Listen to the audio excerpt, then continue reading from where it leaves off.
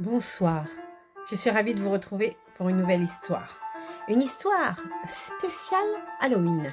Je vous ai choisi l'histoire de Baba Gaïa, la sorcière, écrit par Afanassiev et des illustrations de Déborah Mossin par les éditions Lire. C'est parti, sans plus attendre, on y va. Baba Gaïa, la sorcière. Il était une fois un vieux et une vieille qui avaient une fille. Devenu veuf, le vieux se remaria. La méchante marâtre détestait immédiatement la fillette. Elle ne cessait de la battre et rêvait de s'en débarrasser.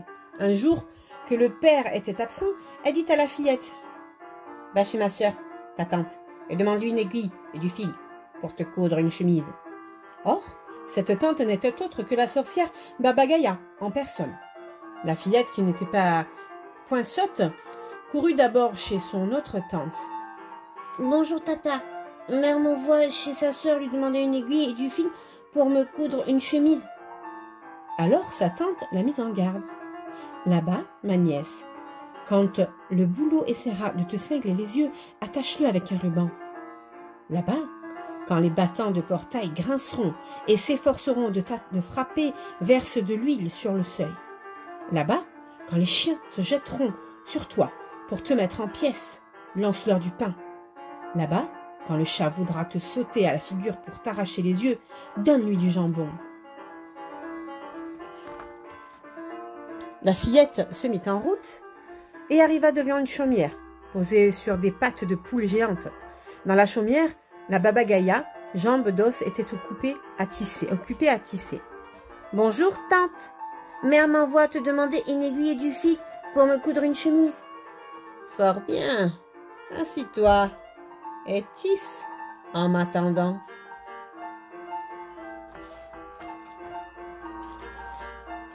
Tandis que la fillette s'installa au métier à tisser, la Baba Gaïa sortit et dit à sa servante: « Va faire chauffer l'étuve pour laver ma nièce.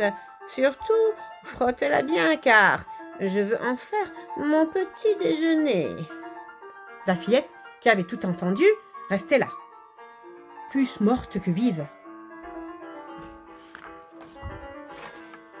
La pauvre petite fit cadeau d'un foulard à la servante, en la priant de ne pas faire chauffer l'eau trop vite.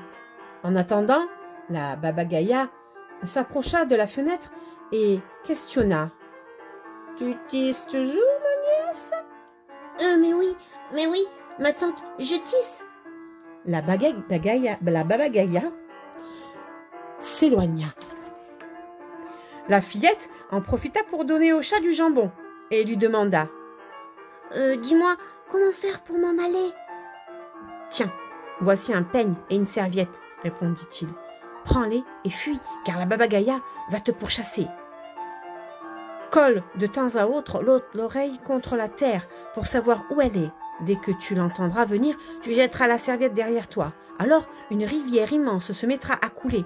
Si jamais la Baba Gaïa parvient à la traverser et te rattraper à nouveau, colle encore l'oreille contre la terre et quand elle sera tout près, jette le peigne. Se redressera alors une forêt infranchissable qu'elle ne pourra traverser. » La fillette s'enfuit en emportant le peigne et la serviette. Quand les chiens voulurent la dévorer, elle leur jeta du pain et ils la laissèrent passer. Quand les battants du portail voulurent se refermer sur elle, elle versa de l'huile sur le seuil et ils la laissèrent passer. Quand le boulot voulut lui cingler les yeux, elle lui attacha les branches avec un ruban et il la laissa passer. Le chat, lui, tissait à sa place. La Baba Gaïa s'approcha de la fenêtre et questionna: « Tu tisses toujours, ma nièce ?»« Mais oui, toujours. » Elle se mit à battre le chat pour n'avoir pas arraché les yeux de la visiteuse. « Tu ne m'as jamais donné le plus petit os, » dit le chat, « et elle m'a donné du jambon. » La Baba Gaïa se jetait vers les chiens, vers le portail, vers le boulot, pour les malmener tour après tour. Jamais tu ne nous as acheté le moindre croûte, même brûlé, dirent les chiens. Et elle nous a donné du pain. Jamais tu n'as versé la moindre goutte d'eau sur mon seuil, continua le portail. Et elle a versé de l'huile. Jamais tu n'as attaché mes branches avec le moindre fil, ajouta le boulot. Et elle les a attachées avec un ruban. Jamais tu ne m'as donné la moindre chiffon, ajouta la servante. Et elle m'a fait cadeau d'un foulard. La Baba Gaïa, jambe d'os, monta au plus vite sur son mortier et, ramant de son pilon, effaça les traces à l'aide de son balai. Elle se mit à filer à la poursuite de la fillette. Celle-ci colla son oreille contre terre et, entendant la Baba Gaïa toute proche, saisit la serviette et la jeta derrière elle. Aussitôt, une rivière immense se mit à couler. La Baba Gaïa, furieuse, grinça des dents.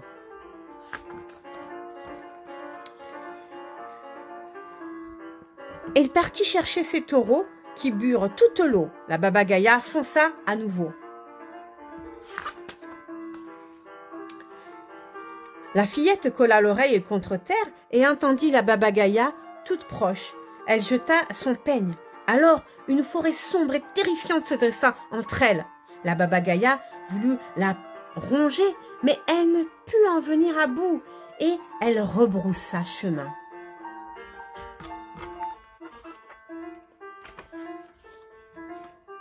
De retour au logis, le vieux s'inquiéta. « Où est ma fille ?»« Elle est allée chez sa tante, » répondit la marâtre. Au bout de peu de temps, la fillette arriva en courant. « Où étais-tu » demanda le père. « Oh père, si tu savais, dit-elle.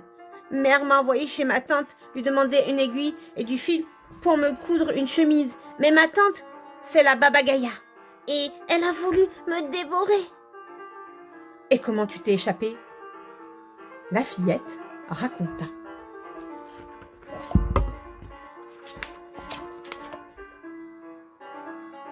Quand le vieux sut tout ce qui s'était passé, il se mit en colère contre la femme et la chassa pour toujours de la maison, la menaça de la tuer si elle ravisait de revenir. Puis il consola sa fille. Et ils vécurent avec elle des jours heureux.